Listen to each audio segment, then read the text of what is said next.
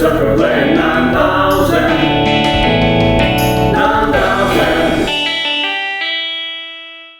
Hey guys, Ultraman 9000 here, and today I'm giving you an episode review of episode 4 of Ultraman Z. It's going to be a quick one since I'm recording this way later than I should have, because I just put it off to the side for around a long time. But now I'm finally going into it, so let's begin. So, like usual, none of the footage presented in the video will be matched with what I'm talking about. It's just something for you guys to look at, so you could potentially want to watch this episode. I want you guys to hopefully like what I like, so you can understand stuff I'm putting out on my YouTube channel. Let's begin. So something I like that this is the first episode of Windman, the new robot that they start talking about in episode 3, and I like now they presented it in episode 4. And something with Windman, from what I know, he came from Ultra 7, and with Ultra 7, he was called a capsule monster.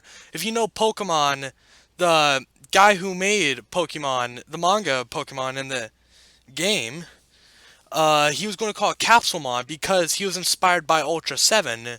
So he watched how Ultra 7's human hosts always collected monsters, had like 3 collected monsters that he would send out anytime he couldn't go. So he did that sometimes, collected bugs and pretended to have them fight each other.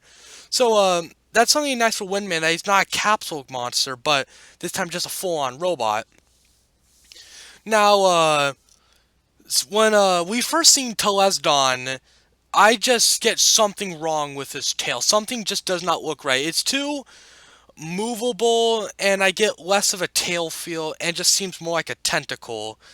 But on the topic of Telesdon, I liked his reintroduction. For in the episode, they're talking about an underground city, and Telesdon is a underground monster. So I think the plot fits well with it, and I'm really liking how they're able to go back to his old Ultraman roots. Now, skip way later in the episode, when Ultraman Z and Windman are fighting Telesdon, I don't know the guy's name, so for right now we'll call him Mr. Bad Guy. He did a little thing where, since he has Morpher like that of Ultraman Z's, but I do not believe, no, he's not an Ultraman, but he does get monster stuff. So he goes into a room, and if you watched episode 1, then you would know about what he's doing and how he's able to do this stuff. So then he gets a Ultrametal, but it's not for an Ultraman, it's for a monster. And the guy throws the monster metal into Telesdon's mouth and gives him some frills. I'll talk about the monster later in the episode, and later in this review I meant. But something I like when he gets the frills, Telesdon gets frills, it's now, he gets a new projectile attack. Instead of just stereotypical fire breath, he's now able to shoot like beams out of the frills, and it's actually quite interesting, since the monster he was based off of never could do that with his frills.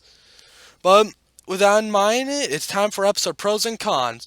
A pro is like, I like how they brought out Windman, but they still use Sevenger, even though he is weaker, because usually stuff like this, they'll just forget about the old thing and they go on to the new, and I'm liking how they're still using both.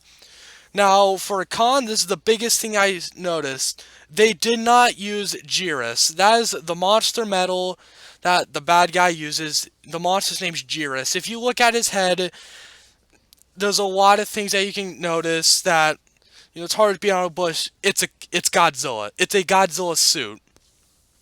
That's why I think he would never be able to be introduced in a newer Ultraman series. When he was shown in Ultraman, he was just a Godzilla suit with a add-on frill and some repainted stuff. He could never appear in an Ultraman series, but this could have been the time, and they could have reintroduced him. But sadly they didn't, and that kind of makes me mad that this was the time for Jiris to return. They could have made a new suit for him, because there's probably legal reasons why they can't essentially just have a Godzilla suit back. They can't just make a newer looking old Godzilla suit.